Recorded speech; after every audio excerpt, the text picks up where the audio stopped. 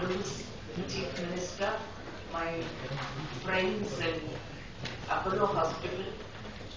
It is a real, a very emotional experience because the 30 years, 30 ವರ್ಷ ನಾನು cancer patients ನನ್ನ ಲೈಫ್ನ dedicate ಮಾಡಿದ್ದೀನಿ. ಅದ್ರ ಬಗ್ಗೆ ಈ ಬುಕ್ ಬರೆದಿದ್ದೀನಿ. ಈ ಬುಕ್ ಅಲ್ಲಿ ಒಂದೊಂದು ಸಿಂಪಲ್ ಸ್ಟೋರಿ ಇದೆ. ಅದನ್ನ ನನ್ನ ಸಿಸ್ಟರ್ ಟೈಮ್ ತಗೊಂಡು ಅದನ್ನ ಚೆನ್ನಾಗಿ ಪೇಷಂಟ್ ಅರ್ಥವಾಗುವ ತರ ಬರೆದಿದ್ದಾರೆ. ಅಂಡ್ ನಾನು ಅದಕ್ಕೆ ಕಾನ್ಸೆಪ್ಟ್ ಕೊಟ್ಟಿದ್ದೀನಿ. This is my life time work and every patient I'm sure is going to benefit from this book. Not that cancer is a death sentence as Dr. Nisar said. Cancer cure ಮಾಡಕ್ಕೆ ಆಗುತ್ತದೆ ಯಾವಾಗ patients ಅರ್ಲಿಯ ಬಂದರೆ ನಮ್ಮ ಹತ್ರ correct treatment ತಗೊಂಡಿದ್ದಾರೆ, correct ಸೆಂಟರ್ಗೆ ಹೋಗಿದ್ದಾರೆ, definite ಆಗಿ ಕ್ಯಾನ್ಸರ್ ಕ್ಯೂರ್ ಮಾಡಬಹುದು. ಕ್ಯೂರ್ ಒಂದೇ ಇಲ್ಲ, ಕ್ಯಾನ್ಸರ್ ಪೇಷಂಟ್ಸ್ ಲೈಫ್ ಕೊಡಬಹುದು ನಾವು ಕರೆಕ್ಟ್ ಟೈಮ್ ನಲ್ಲಿ ಡಿಟೆಕ್ಟ್ ಮಾಡಿ ಕರೆಕ್ಟ್ ಟ್ರೀಟ್ಮೆಂಟ್ ಕೊಟ್ರೆ. ಇನ್ನೊಂದು ಕ್ಯಾನ್ಸರ್ ಕೊನೆ ಸ್ಟೇಜ್ ನಲ್ಲಿ ಆವಾಗ ಜಾಸ್ತಿ ಹೆಲ್ಪ್ ಬೇಕಾಗುತ್ತದೆ. ಸೊ ಆವಾಗ ಪೇಷಂಟ್ ಮತ್ತು ಅವ್ರ ಫ್ಯಾಮಿಲಿಗೆ ಯಾವ ತರ ಕೇರ್ ಕೊಡಬೇಕು ಅವ್ರಿಗೂ ತುಂಬಾ ಕಷ್ಟ ಆಗುತ್ತದೆ. ಸೊ ಅವ್ರಿಗೂ ಈ ಬುಕ್ ಯೂಸ್ಫುಲ್ ಇದೆ. ಸೊ ನನಗೆ ಆಸೆ ಕನ್ನಡದಲ್ಲಿ ಬರೀಬೇಕು, but I'm not very proficient in Kannada. If somebody wants to do a good translation, I'm willing to give this book so that it will be benefit for all the people in Karnataka. Thank you, sir. The Dream for Life.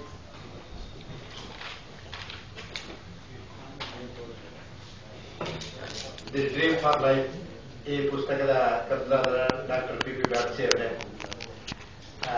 Nisar Syed ಅವರೇ, ಗೋಪಾಲಕೃಷ್ಣ ಗೌಡ್ರೆ, ಇದರೆಲ್ಲ ಗಣ್ಯರೇ, ತುಂಬಾ ಸಂತೋಷ ಆಗ್ತಾ ಇದೆ.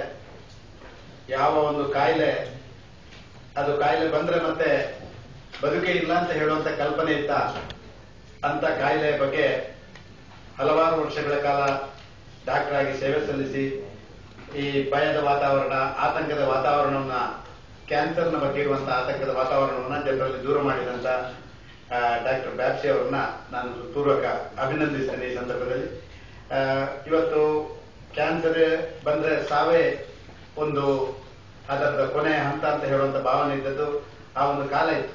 ಈಗ ಹಾಗಿಲ್ಲ, cancer ಕೂಡ ಅದನ್ನ ಗುಣಮುಖ ಮಾಡಬಹುದು ಅಂತ ಹೇಳುವಂತ ಒಂದು ವ್ಯವಸ್ಥೆಗಳು ಇರುವಂತ ಸಂದರ್ಭಗಳಲ್ಲಿ ಕ್ಯಾನ್ಸರ್ನ ಬಗ್ಗೆ ಆತಂಕ ಮತ್ತು ಬಾಕಿ ಎಲ್ಲ ವಿಚಾರಗಳನ್ನು ದೂರ ಮಾಡುವಂತ ಒಂದು ಕೃತಿಯನ್ನು ಮಾಡಿರುವಂತ ಡಾಕ್ಟರ್ ಬ್ಯಾಪ್ಸಿ ಅವರಿಗೆ ನಾನು ಮುಖ್ಯಮಂತ್ರಿಯಾಗಿ ನನ್ನ ಅಭಿನಂದನೆಗಳನ್ನು ಸಲ್ಲಿಸ್ತಾ ಇದ್ದೇನೆ. ಜೊತೆಯಲ್ಲಿ ಅವರೇ ಹೇಳಿದಾಗೆ ಕರ್ನಾಟಕದ ಜನತೆಗೆ ಇದು ಎಲ್ಲರನ್ನ ಮುಖ್ಯವಾಗಿರ್ಬೇಕು. ವಿಶೇಷವಾಗಿ ಪೇಟೆ ಪಟ್ಟಣಗಳಲ್ಲಿ ಇಂಗ್ಲಿಷ್ ಓದೋರಿಗೆ ಒಂದಷ್ಟು ಎಲ್ಲೆಲ್ಲಿ ಟ್ರೀಟ್ಮೆಂಟ್ ಏನೆಲ್ಲ ಮಾಡಬೇಕು, ಆಗಾಗ ಅವರ ಚಿಕಿತ್ಸೆಗಳನ್ನ ಮತ್ತೊಂದು ಮಾಡಿಕೊಳ್ಳುವಂಥದ್ದು, ಚೆಕಪ್ ಮಾಡುವಂಥದ್ದು ಎಲ್ಲವೂ ಇರುತ್ತೆ. ಆದ್ರೆ ಸಾಮಾನ್ಯ ಗ್ರಾಮೀಣ ಪ್ರದೇಶದಲ್ಲಿರುವಂತ ಜನರಿಗೆ ಅದು ಯಾವುದು ಲಭ್ಯ ಇರೋದಿಲ್ಲ. ಇವತ್ತು ವೈದ್ಯಕೀಯ ಸೌಲಭ್ಯ ಕೂಡ ಗ್ರಾಮೀಣ ಪ್ರದೇಶ ಜನರಿಗೆ ಸಾಕಷ್ಟು ಒಳ್ಳೆ ರೀತಿಯಲ್ಲಿ ಸಿಗ್ತಾ ಇಲ್ಲ.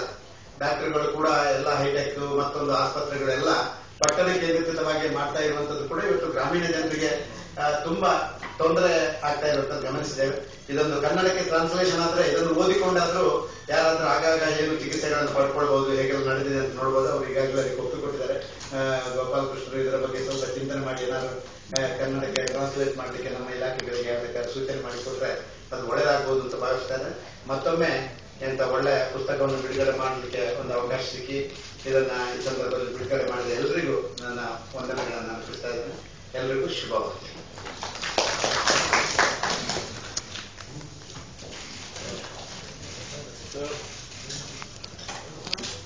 Honorable Chief Minister, Shri D.V. Sadanand Gowda ji, dignitaries present here in this hall, I, on behalf of Apollo Group of Hospitals, thank our Honorable Chief Minister for having given us some time from his valuable time to grace this occasion, to bless us and to release this book, A Dream of Life.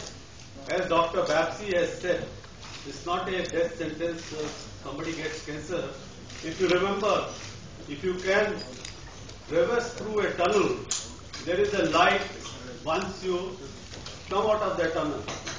So I'm sure this book is going to provide a ray of hope to all those who suffer from this dreaded disease and also those who are caregivers.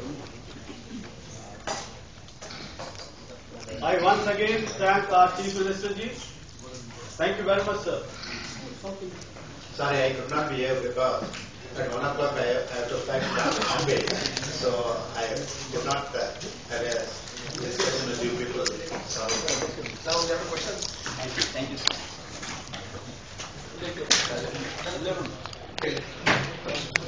ಲೋಕಾಯುಕ್ತರು ಬೇಕಾದ್ರೆ ವರದಿ ತಿರಸ್ಕಾರ ಮಾಡಲಿ, ನಂದು ಏನು ತಪ್ಪಿಲ್ಲ ಅಂತ ಹೇಳಿದ್ರು.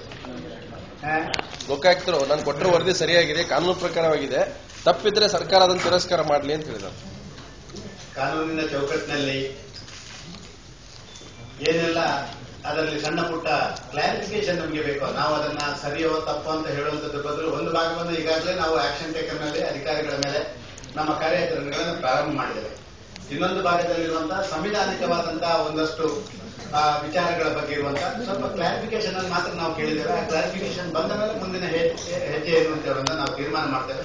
ಆದ ಕಾರಣ ನಮ್ಮ ಕ್ಯಾಬಿನೆಟ್ ನಲ್ಲಿ ಆದಂತಹ ತೀರ್ಮಾನ ಕ್ಲಾರಿಫಿಕೇಶನ್ ಕೇಳಬೇಕು ಅಂತ ಹೇಳುವಂಥದ್ದು. ಮತ್ತು ಇದು ನಾವು ಅತ್ಯಂತ ಉನ್ನತ ಕಾನೂನು ತಜ್ಞರಲ್ಲಿ ಕೇಳಿ ನಾವು ಇದನ್ನ ಮತ್ತೆ ಅವರಿಗೆ ಕಳಿಸಿಕೊಡುವಂತ ಕೆಲಸ ಕಾರ್ಯಗಳನ್ನು ಮಾಡಿದ್ದೀವಿ. ರಿಜೆಕ್ಟ್ ಮಾಡೋದು ಕ್ಲಾರಿಫಿಕೇಶನ್ ಬೇಕಾಗಿರೋ ಸಾರ್ವಜನಿಕವಾಗಿ ನೀವೇನಾದ್ರೂ ಇದನ್ನ ಮುಂದೂಡು ಅಂದ್ರೆ ಅದನ್ನ ವಿಳಂಬ ಮಾಡಬೇಕಾದ್ರೂ ಇದೆಯಂತ ಆತರ ಗೊಂದಲ ಇದೆ. ನಮಗೆ ವಿಳಂಬ ಮಾಡೋದಕ್ಕಿಂತಲೂ ನೀವು ಹೇಳಿದ ರೀತಿಯಲ್ಲಿ ರಿಜೆಕ್ಟ್ ಮಾಡ್ಲಿಕ್ಕೂ ನಮಗೆ ಪವರ್ ಇತ್ತು. ನಾವು ರಿಜೆಕ್ಟ್ ಮಾಡಿಲ್ಲ, ಮತ್ತೆ ಕ್ಲಾರಿಫಿಕೇಶನ್ ಕೇಳಬೇಕು ಅಂತ ಹೇಳುವಂತ ಒಂದು ಮನಸ್ಸು ಮಾಡಿದ್ದೆ ಎಷ್ಟು ಟ್ರಾನ್ಸ್ಪರೆಂಟ್ ಆಗಿ ಈ ಸರ್ಕಾರ, ಈ ಕ್ಯಾಬಿನೆಟ್ ತನ್ನ ಆಡಳಿತವನ್ನು ಮಾಡಿತ್ತದೆ ಅಂತ ಹೇಳೋದಕ್ಕೆ ಒಂದು ಸಾಕ್ಷಿ ಅಂತ ನಾನು ಭಾವಿಸ್ತಾ ಇದ್ದೇನೆ. ಸರ್, ಲೋಕಾಯುಕ್ತರ ನೇಮಕ ಕೂಡ ಸರ್ಕಾರಕ್ಕೆ ಅನುಕೂಲ ಆಗುತ್ತೆ, ಅದಕ್ಕೆ ಮಾಡ್ತಾ ಇಲ್ಲ ಅಂತ ಹೇಳಿದ್ದಾರೆ. ಲೋಕಾಯುಕ್ತರ ನೇಮಕದ ಪ್ರಕ್ರಿಯೆಗಳನ್ನ ನಾನು ಚಾಲನೆ ಕೊಟ್ಟಿದ್ದೇನೆ. ಈಗಾಗಲೇ ನನಗೆ ನಮ್ಮ ವಿಧಾನಸಭಾ ಸಭಾಪತಿಗಳು ಮತ್ತು ವಿಧಾನಸಭೆ ಅಧ್ಯಕ್ಷರಿಂದ ಈಗಾಗಲೇ ಪತ್ರಗಳು ಬಂದಿವೆ. ನಮ್ಮ ವಿರೋಧ ಪಕ್ಷದ ನಾಯಕರು ಸಭೆ ಕರೀಲಿಕ್ಕೆ ಹೇಳಿದ್ದಾರೆ. ಆ ಸಭೆ ಕರೆಯುವಂಥದ್ದು ಇಷ್ಟು ತನಕ ಯಾವುದೇ ಸಂದರ್ಭದಲ್ಲಿ ಯಾವುದೇ ರಾಜ್ಯದಲ್ಲಿ ಲೋಕಾಯುಕ್ತರ ನೇಮಕಾತಿಯನ್ನು ನಡೆದಿಲ್ಲ. ಆದ ಕಾರಣ ಹೊಸ ಸಂಪ್ರದಾಯವನ್ನು ಹುಟ್ಟು ಹಾಕುವಂಥದ್ದು ಅಷ್ಟು ಸೂಕ್ತ ಅಲ್ಲ ಅಂತ ಹೇಳುವಂತ ದೃಷ್ಟಿಯಿಂದ ಮತ್ತೆ ಅವರಿಗೆ ಪತ್ರಗಳನ್ನು ಬರೆಯಲಾಗಿದೆ. ದಯವಿಟ್ಟು ಆ ಸಂಪ್ರದಾಯಗಳನ್ನ ಪಾಲನೆ ಮಾಡಿ ತಮ್ಮ ಸಲಹೆಗಳನ್ನು ಕೊಡಿ ಅಂತ ಹೇಳುವಂತ ಒಂದು ಪತ್ರವನ್ನು ಬರೆದಿದ್ದೇನೆ ಅವರಿಗೆ. ಅದು ಬಂದ ತಕ್ಷಣ ನಾವು ಲೋಕಾಯುಕ್ತರ ನೇಮಕದಲ್ಲಿ ಏನು ವಿಳಂಬ ಮಾಡುವುದಿಲ್ಲ. ಆದರೆ ಹಿಂದೆ ನಡೆದಂತಹ ಹಲವಾರು ವಿದ್ಯಮಾನದ ನಂತರ ಸ್ವಲ್ಪ ಹೆಚ್ಚು ಜಾಗರೂಕತೆಯಿಂದ ಅದನ್ನು ಮಾಡಬೇಕು ಅಂತ ಹೇಳುವಂತ ದೃಷ್ಟಿಯಿಂದ ಮಾತ್ರ ನಾವು ಮಾಡ್ತೇವೆ. ವಿದಿನ್ ದಿಸ್ ಮಂತ್ ಆಗುತ್ತೆ ಸರ್. ಅವರ ಪತ್ರಗಳು ಬಂದ್ರೆ ನಾವು ನಾಳೆ ಪತ್ರ ಬಂದ್ರೆ ನಾಳೆ ಬೆಳಿಗ್ಗೆ ಲೋಕಾಯುಕ್ತರ ಯಾರಾಗಬೇಕು ಅಂತ ಹೇಳುವಂತ ಪತ್ರವನ್ನು ಗವರ್ನರ್ಗೆ ಬರೀತೀವಿ.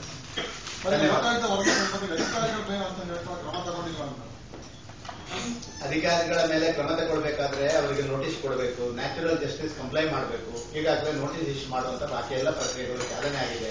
ಈಗಾಗಲೇ ವಿವಿಧ ಇಲಾಖೆಗಳು ಬೇರೆ ಬೇರೆ ರೀತಿಯಲ್ಲಿ ಅವರ ಕೆಲಸ ಕಾರ್ಯಗಳನ್ನು ಮಾಡ್ತಾ ಇದ್ದಾರೆ. ಪೊಲೀಸ್ ಇರ್ಬೋದು, ಫಾರೆಸ್ಟ್ ಇರ್ಬೋದು, ಮೈನ್ಸ್ ಅಂಡ್ ಆಗಿರ್ಬೋದು, ಇದನ್ನೆಲ್ಲವನ್ನು ಮಾಡ್ತಾ ಇರುವಂತ ಕೆಲಸ ಕಾರ್ಯಗಳನ್ನು ಮಾಡ್ತಾ ಇದ್ದಾರೆ. ಧನ್ಯವಾದಗಳು. Thank you.